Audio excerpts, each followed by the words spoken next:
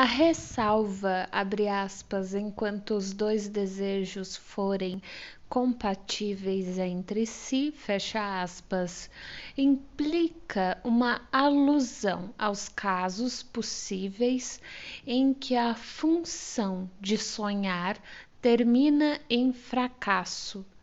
O processo onírico tem permissão para começar como a realização de um desejo inconsciente, mas quando essa tentativa de realização de desejo fere o pré-consciente com tanta violência que ele não consegue continuar dormindo, o sonho rompe o compromisso e deixa de cumprir a segunda parte de sua tarefa. Nesse caso, ele é imediatamente interrompido e substituído por um estado de completa vigília. Mas também aqui não é realmente culpa do sonho que ele apareça agora no papel de perturbador do sono e não em seu papel normal de guardião do sono. E não é necessário que isso nos predisponha contra o fato de ele ter uma finalidade útil. Não é este o único exemplo de um dispositivo normalmente útil no organismo torna-se inútil e perturbador tão logo as condições que lhe dão origem são ligeiramente modificadas, e a perturbação serve ao menos ao novo propósito de chamar atenção para a modificação e de acionar o mecanismo regulador do organismo contra ela. O que tenho em mente, é claro, são os sonhos de angústia, e para que não se pense que estou fugindo dessa prova contrária à teoria da realização de desejo, sempre que deparo com ela, darei ao menos alguns indícios de sua explicação. Já não há nada de contraditório para nós na ideia de um processo psíquico gerador de angústia possa ainda assim constituir a realização de um desejo.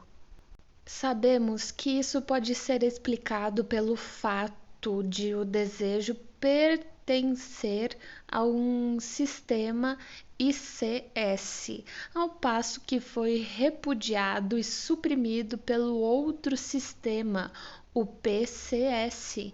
Mesmo quando a saúde psíquica é perfeita, a subjugação do ICS pelo PCS não é completa. A medida da supressão indica o grau de nossa normalidade psíquica. Os sintomas neuróticos mostram que os dois sistemas se encontram em conflito entre si. São o produto de um compromisso que põe termo ao conflito por algum tempo. De um lado, dão ao ICS um escoadouro para a descarga de sua excitação e lhe fornecem uma espécie de porta de escape, enquanto de outro possibilitam ao PCS controlar o ICS até certo ponto. É instrutivo considerar, por exemplo, a importância de uma fobia histérica ou de uma agorafobia. Suponhamos que um paciente neurótico seja incapaz de atravessar a rua sozinho, condição que de pleno direito encaramos como um sintoma. Se eliminarmos esse sintoma, obrigando-o a praticar a ação de que se acredita incapaz, a consequência será um ataque de angústia, e a rigor a ocorrência de um ataque de angústia na rua é muitas vezes a causa precipitante do desencadeamento de uma agorafobia. Vemos, portanto, que o sintoma foi formado para evitar uma irrupção da angústia. A fobia se ergue como uma fortificação de fronteira contra a angústia. Nossa discussão não pode ser levada adiante sem examinarmos o papel desempenhado pelos afetos nesses processos. Neste contexto, porém, só podemos fazê-lo de modo imperfeito. Assim, presumamos que a supressão do ICS seja necessária, acima de tudo, porque se o curso das representações no ICS ficasse por sua própria conta, geraria um afeto que foi originalmente de natureza prazerosa, mas tornou-se desprazeroso depois de ocorrido o processo de recalcamento. O propósito, bem como o resultado da supressão, é impedir essa liberação de desprazer. A supressão se estende ao conteúdo de representações do ICS, já que a liberação de desprazer pode começar a partir desse conteúdo. Isso pressupõe uma suposição bastante específica quanto à natureza da geração do afeto. Ela é encarada como uma função motora ou secretória, a chave de cuja inervação reside nas representações do ICS. Graças à dominação exercida pelo PCS, essas representações são, por assim dizer, sufocadas e inibidas de enviar impulsos que gerariam afeto. Desse modo, quando cessa a catexia do PCS, o perigo é que as excitações inconscientes liberem um tipo de afeto que, abre parênteses, em decorrência do recalcamento já ocorrido, fecha parênteses, só pode ser vivenciado como desprazer, como angústia. Esse perigo se concretiza quando se permite que o processo onírico siga seu curso. As condições que determinam sua realização são: que tenham ocorrido recalcamentos e que as moções de desejo suprimidas possam adquirir força suficiente. Esses determinantes, portanto, estão inteiramente fora da estrutura psicológica da formação dos sonhos. Não fosse o fato de nosso tema estar ligado à questão da geração de angústia pelo fator isolado da liberação do ICS durante o sono, eu poderia omitir qualquer discussão dos sonhos de angústia e evitar a necessidade de entrar nessas páginas em todos os aspectos obscuros que o cercam. A teoria dos sonhos de angústia, como já declarei repetidamente, faz parte da psicologia das neuroses. Nada mais temos a ver com ela. Uma vez indicado seu ponto de contato com o tema do processo onírico, há apenas mais uma coisa que posso fazer. Uma vez que afirmei que a angústia neurótica provém de fontes sexuais, posso submeter à análise alguns sonhos de angústia a fim de revelar o material sexual contido em seus pensamentos oníricos. Tenho boas razões para deixar de lado nesta discussão os copiosos exemplos fornecidos por meus pacientes neuróticos e para preferir citar alguns sonhos de angústia de pessoas jovens. Já se vão décadas desde que eu próprio tive um verdadeiro sonho de angústia, mas recordo-me de um que tive aos 7 ou 8 anos e submeti à interpretação cerca de 30 anos depois. Foi um sonho muito vívido e nele vi minha querida mãe com uma expressão peculiarmente serena e adormecida no rosto, sendo carregada para dentro do quarto por duas, abre parênteses, ou três, fecha parênteses, pessoas com bicos de pássaros e depositada sobre o leito. Acordei aos prantos gritando e interrompi o sono de meus pais. As figuras estranhamente vestidas e insolitamente altas com bicos de pássaro provinham das ilustrações da Bíblia de Philipson. Imagino que fossem deuses com cabeça de falcão de um antigo relevo de uma tumba egípcia. Além disso, a análise trouxe-me à lembrança um menino mal educado, filho de um concierge, que costumava brincar conosco no gramado em frente da casa quando éramos crianças e que me inclino a pensar que se chamava Philip. Parece-me que foi desse menino que ouvi pela primeira vez o termo vulgar que designa a relação sexual, em cujo lugar as pessoas cultas utilizavam sempre uma palavra latina, entre aspas, a palavra copular, e que foi indicado de maneira bastante clara pela escolha das cabeças de falsão.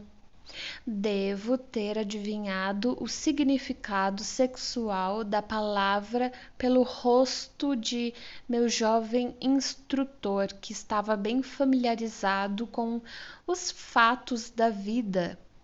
A expressão do rosto de minha mãe no sonho foi copiada da visão que eu tivera de meu avô poucos dias antes de sua morte, quando ressonava em estado de coma. A interpretação feita no sonho pela, abre aspas, elaboração secundária, fecha aspas, portanto, deve ter sido que minha mãe estava morrendo. O relevo da tumba combinava com isso. Despertei com uma angústia que não cessou enquanto não acordei meus pais. Lembro-me de ter me acalmado de repente, ao ver o rosto de minha mãe, como se precisasse ser assegurado de que ela não estava morta. Mas essa interpretação secundária do sonho já se produziu sob a influência da angústia desenvolvida. Não é que eu estivesse angustiado por ter sonhado que minha mãe estava morrendo, mas interpretei o sonho nesse sentido, em minha revisão pré-consciente, porque já estava sob a influência da angústia. Levando em conta o recalcamento, pode-se rastrear a origem da angústia até um anseio obscuro e evidentemente sexual, que encontrou expressão apropriada no conteúdo visual do sonho. Um homem de 27 anos que estivera gravemente enfermo por um ano relatou que entre seus 11 e 13 anos sonhara repetidamente, abre parênteses, com uma grande angústia concomitante, fecha parênteses, que um homem com uma machadinha o estava perseguindo. Ele tentava correr, mas parecia estar paralisado e não conseguia sair do lugar. Este é um bom exemplo de um tipo muito comum de sonho de angústia, que nunca se suspeitaria ter um cunho sexual. Na análise, o sonhador esbarrou primeiro numa história, abre parênteses, de época posterior à do sonho, fecha parênteses, que lhe fora contada pelo tio, de como certa noite ele fora atacado na rua por um indivíduo de aparência suspeita. O próprio sonhador concluiu dessa associação que poderia ter ouvido falar de algum episódio semelhante na época do sonho. Com respeito à machadinha, lembrou-se que por volta dessa época machucara certa vez a mão com uma machadinha quando cortava lenha. Passou então imediatamente às suas relações com o irmão mais novo. Costumava maltratar e derrubar esse irmão, e se lembrou particularmente de uma ocasião em que lhe dera um pontapé na cabeça com a bota, arrancando sangue, e de como sua mãe dissera, abre aspas, tenho medo que um dia ele o mate, fecha aspas, enquanto parecia ainda ocupado com o tema da violência, ocorreu-lhe subitamente uma recordação de seus 9 anos. Seus pais haviam chegado à casa tarde e tinham ido para a cama enquanto ele fingia estar dormindo. Pouco depois ele ouvira sons ofegantes e outros ruídos que lhe pareceram estranhos e pudera também vislumbrar a posição dos pais na cama. Outros pensamentos mostraram que ele havia traçado uma analogia entre essa relação de seus pais e sua própria relação com o irmão mais novo. Classificar o que havia acontecido entre seus pais sob o conceito da violência e luta e encontrara provas em favor dessa concepção no fato de ter frequentemente observado sangue na cama da mãe. A experiência cotidiana confirma, diria eu, que a relação sexual entre os adultos se afigura a qualquer criança que a observe como algo estranho e que lhe desperta angústia. Expliquei essa angústia argumentando que o que está em pauta é uma excitação sexual com que a compreensão das crianças é incapaz de lidar, e a qual elas, sem dúvida, também repudiam por seus pais estarem envolvidos. Assim, ela se transforma em angústia. Num período ainda mais primitivo da vida, as excitações sexuais dirigidas ao membro de sexo oposto no casal parental ainda não depararam com o recalcamento e, como vimos, expressam-se livremente.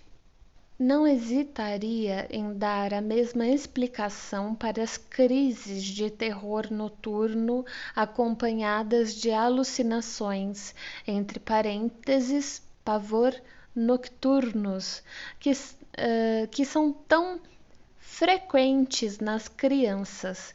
Também nesse caso só pode tratar-se de impulsos sexuais não compreendidos e que foram repudiados.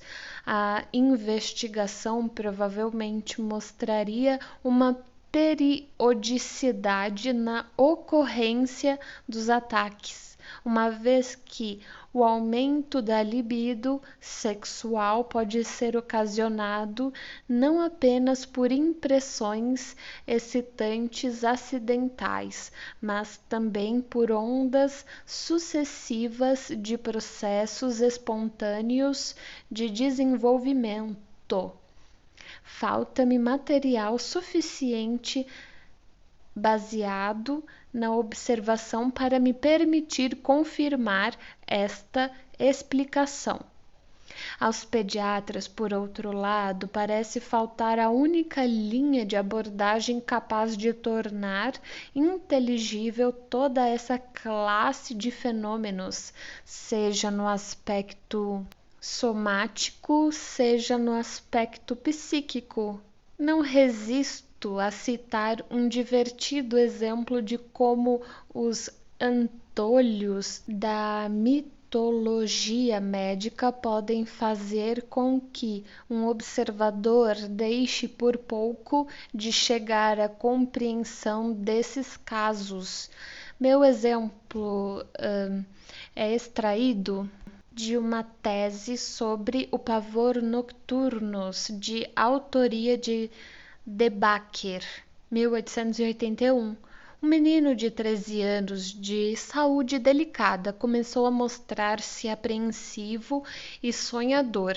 Seu sono tornou-se perturbado e era interrompido quase que semanalmente por graves ataques de angústia, acompanhados por alucinações. Ele guardava sempre uma recordação muito clara desses sonhos.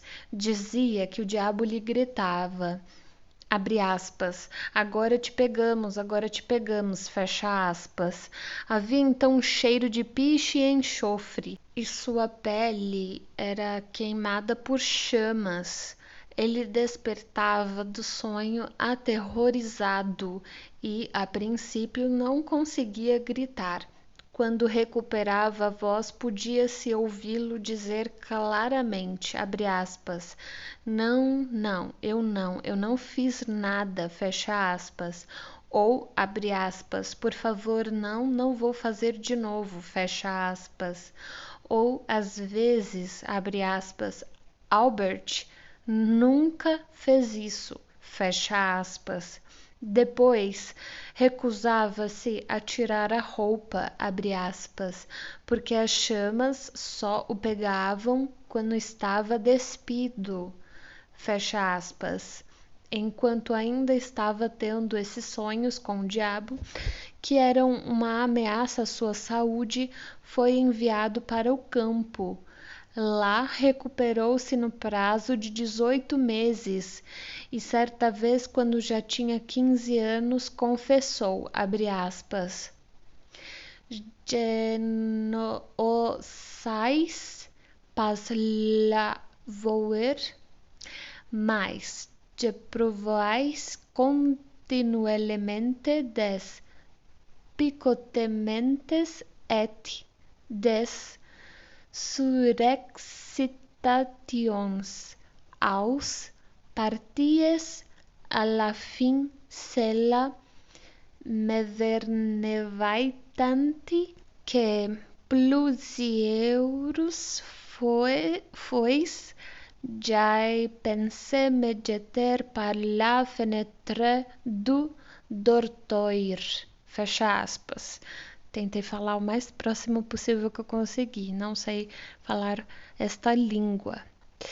Há realmente muito pouca dificuldade em inferir que o menino se havia masturbado quando era mais novo, que provavelmente o negara e que fora ameaçado com severos castigos por seu mau hábito.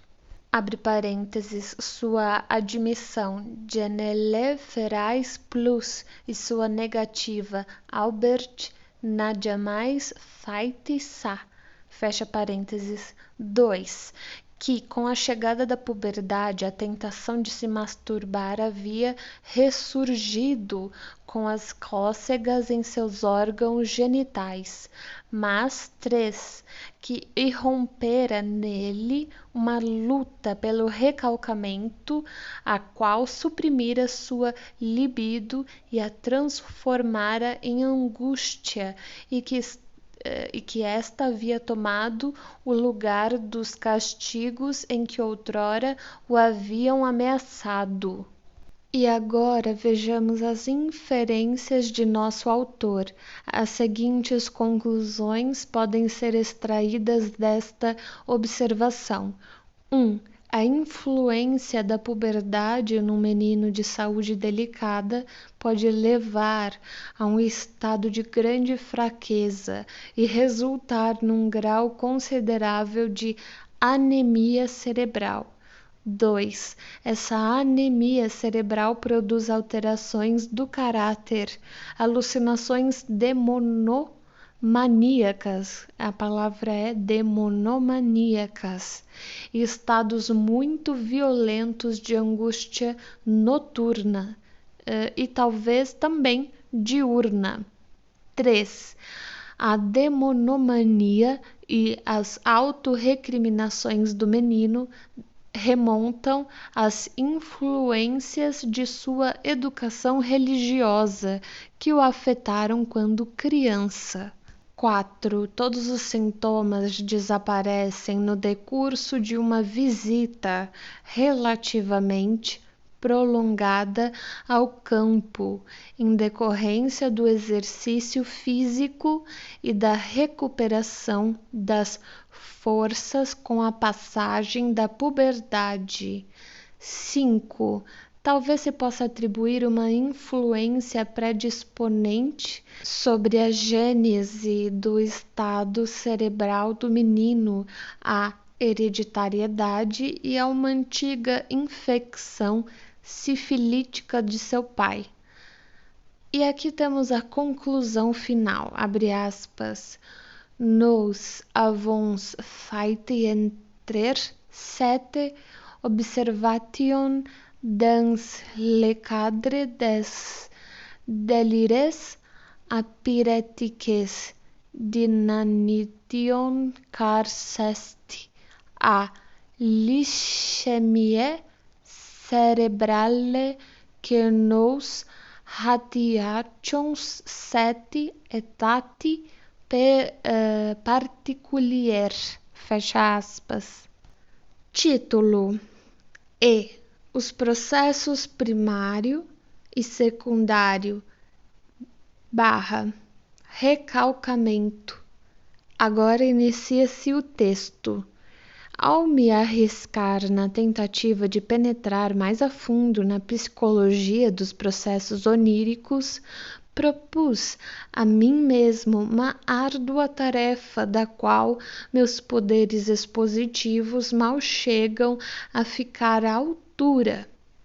Os elementos que são de fato simultâneos nesse todo complexo só podem ser representados sucessivamente em minha descrição deles, ao mesmo tempo em que, ao expor cada argumento, tenho de evitar precipitar as razões em que ele se fundamenta. Dominar essas dificuldades está além de minhas forças. Em tudo isso estou pagando o tributo por não ter podido, em minha descrição da psicologia do sonho, seguir o desenvolvimento histórico de minhas concepções.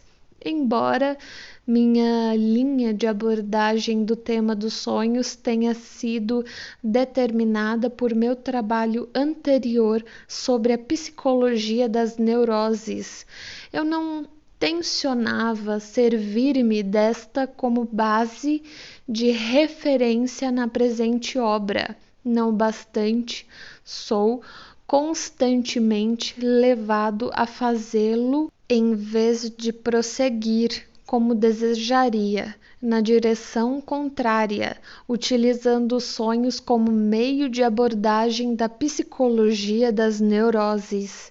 Estou ciente de todos os problemas em que meus leitores ficam assim envolvidos, mas não vejo meio de evitá-los. Em minha insatisfação com esse estado de coisas, alegra-me fazer uma pequena pausa em outra consideração que parece valorizar mais meus esforços. Descobri-me frente a um tema sobre o qual, como ficou demonstrado em meu primeiro capítulo, as opiniões das autoridades se caracterizavam pelas mais agudas contradições. Minha abordagem do problema dos sonhos encontrou espaço para a maioria dessas opiniões contraditórias. Só achei necessário negar categoricamente duas delas. Travessão: a visão de que o sonho é um processo sem sentido e a visão de que é um processo somático. Salvo por isso, pude encontrar justificativa para todas essas opiniões mutuamente contraditórias, num ou noutro ponto de minha complexa tese, e mostrar que elas haviam deparado com alguma parcela de verdade. A tese de que os sonhos dão prosseguimento às ocupações e interesses da vida de vigília foi inteiramente confirmada pela descoberta dos pensamentos oníricos ocultos. Estes só dizem respeito ao que nos parece importante e têm grande interesse para nós. Os sonhos nunca se ocupam de pormenores insignificantes, mas também encontramos motivo para aceitar a visão oposta de que os sonhos apanham os desejos irrelevantes que restam do dia anterior e de que só conseguem apoderar-se de um grande interesse diurno depois de ele se ter subtraído até certo ponto da atividade de vigília. Verificamos que isso se aplica ao conteúdo do sonho, que expressa os pensamentos oníricos numa forma alterada pela distorção. Por motivos ligados ao mecanismo de associação, como vimos, o processo onírico acha mais fácil obter controle do material de representações recentes ou indiferentes, que ainda não foi requisitado pela atividade de pensamento da vigília, e por motivos de censura ele transfere a intensidade psíquica daquilo que é importante, mas objetável, para aquilo que é indiferente. O fato de os sonhos serem hipermnésicos e terem acesso ao material proveniente da infância tornou-se um dos pilares de nossa doutrina. Nossa teoria dos sonhos encara os desejos originários do infantil como a força propulsora indispensável para a formação dos sonhos. Naturalmente, não nos ocorreu lançar nenhuma dúvida sobre a importância experimentalmente demonstrada dos estímulos sensoriais externos durante o sono, mas mostramos que esse material tem com o desejo onírico a mesma relação que os restos de pensamento deixados pela atividade diurna. Tampouco vimos qualquer razão para contestar a tese de que os sonhos interpretam os estímulos sensoriais objetivos tal como fazem as ilusões, mas descobrimos a razão que motiva essa interpretação, razão que não fora especificada por outros autores. A interpretação é feita de maneira a que o objeto percebido não interrompa o sono e seja utilizável para fins de realização de desejo. Quanto aos estados subjetivos de excitação nos órgãos sensoriais durante o sono, cuja ocorrência parece ter sido provada por Trumbull Law de 1892.